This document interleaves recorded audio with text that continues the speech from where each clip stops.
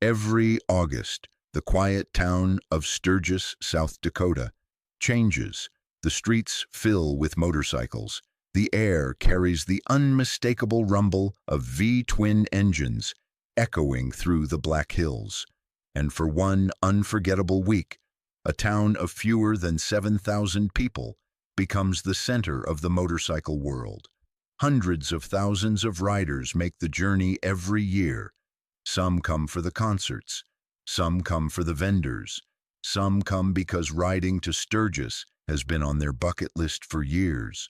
But very few stop to ask, how did all of this begin? Because before the crowds, before the leather, before the endless rows of chrome, there was just one Harley dealer, one motorcycle club, and one race that almost no one expected to remember. His name was Clarence "Pappy" Howell. If you've ever ridden through the Black Hills, you already understand the attraction. The roads twist through towering pines. Granite cliffs rise above the valleys. Every turn seems to reveal another postcard view. Long before motorcycles arrived, these hills had already become legendary. Native American tribes considered the region sacred. Gold seekers rushed into the hills, hoping to strike it rich. Outlaws passed through these canyons. Adventurers came searching for something they couldn't quite explain. Years later, motorcyclists would arrive for exactly the same reason. Pappy Howell wasn't trying to become famous. He wasn't trying to build a tourist attraction. He simply loved motorcycles. After becoming a Harley-Davidson dealer in Sturgis, his dealership became much more than a place to buy parts. It became the place where riders gathered. Someone always had a story. Someone always knew a better road. Someone always had grease on their hands from fixing an engine that refused to cooperate. If you rode, you belonged. Without realizing it, Pappy had built the heart of a community. In 1936, Pappy and a handful of local riders formed a motorcycle club. They called themselves the Jackpine Gypsies. The name came from the rugged jackpine trees that covered the hills around them. Like those trees, they planned to thrive in rough country. The club wasn't about looking tough. It was about becoming better riders. Week after week, they raced. They practiced hill climbs. They rode endurance events.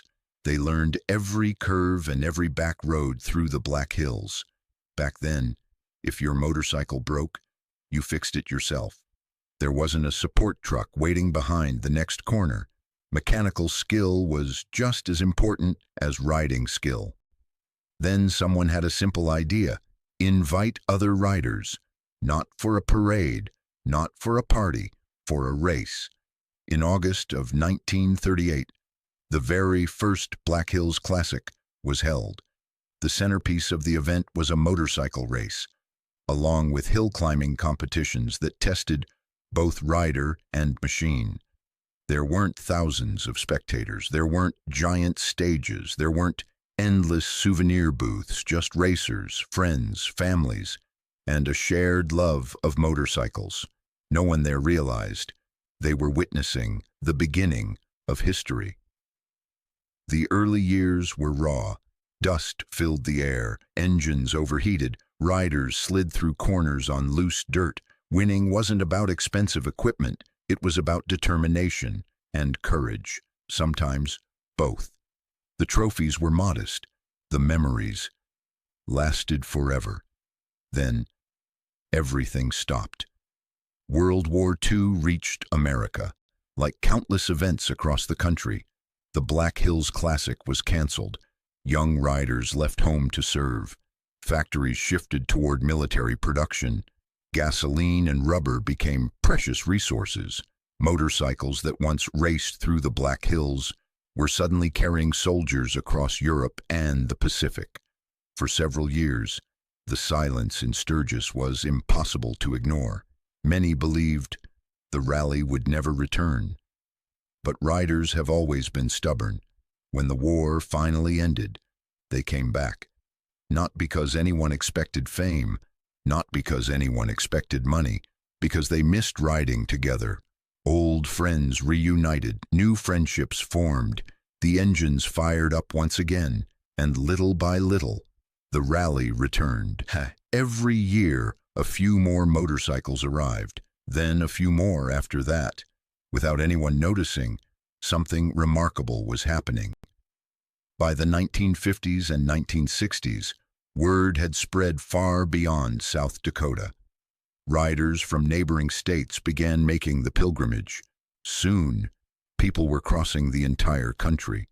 The ride itself became part of the tradition. Spearfish Canyon, Needles Highway, Iron Mountain Road.